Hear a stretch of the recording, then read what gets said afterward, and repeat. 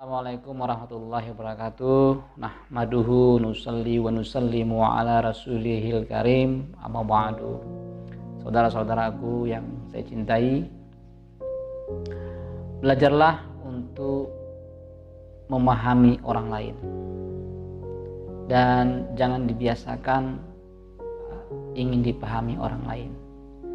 Karena begini, selama kita belajar untuk memahami orang lain, maka yang akan didapatkan adalah pengetahuan dan kedewasaan.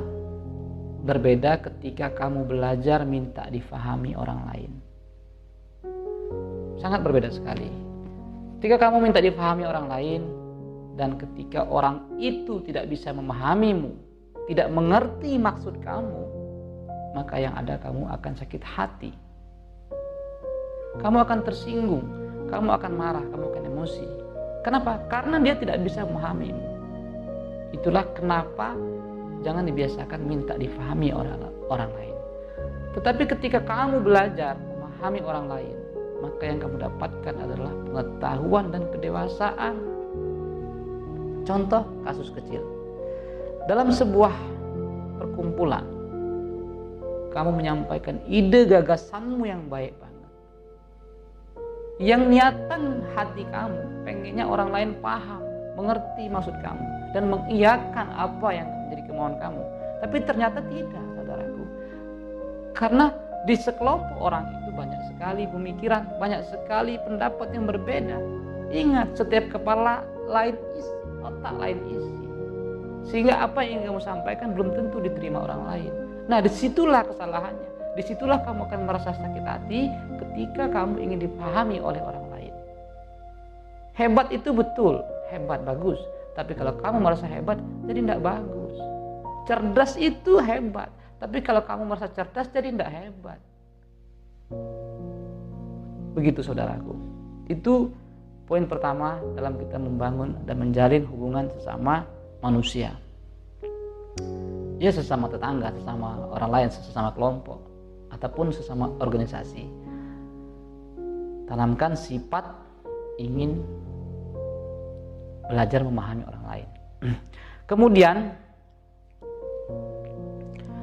persaingan di dunia ini adalah persaingan yang tidak akan pernah membawa kita kepada kebersamaan ataupun keharmonisan. Kenapa saya bilang begitu? Contoh kasus, misalkan di sebuah desa, si A nyalon DPR, jadi DPR dia. Melihat jadi DPR enak, sudah mulai muncul yang lain. Oh, kalau begitu saya ingin nyalon DPR, saya punya banyak masa. Akhirnya apa? Nyalon DPR, saling singgul, rebutan suara. Itulah persaingan di dunia. Contoh kasus kedua, kamu buka warung, jual rokok 25.000 satu bungkus. Melihat jualan kamu rame, sebelahnya turun harga 24.000. Otomatis dengan modal yang sama, keuntungan semakin sedikit. Dan kamu tahu dia jual 24.000, kamu jual 23.000. Sampai di mana kamu tidak bisa lagi mengambil keuntungan yang wajar dari jualanmu. Itulah persaingan di dunia, saudaraku.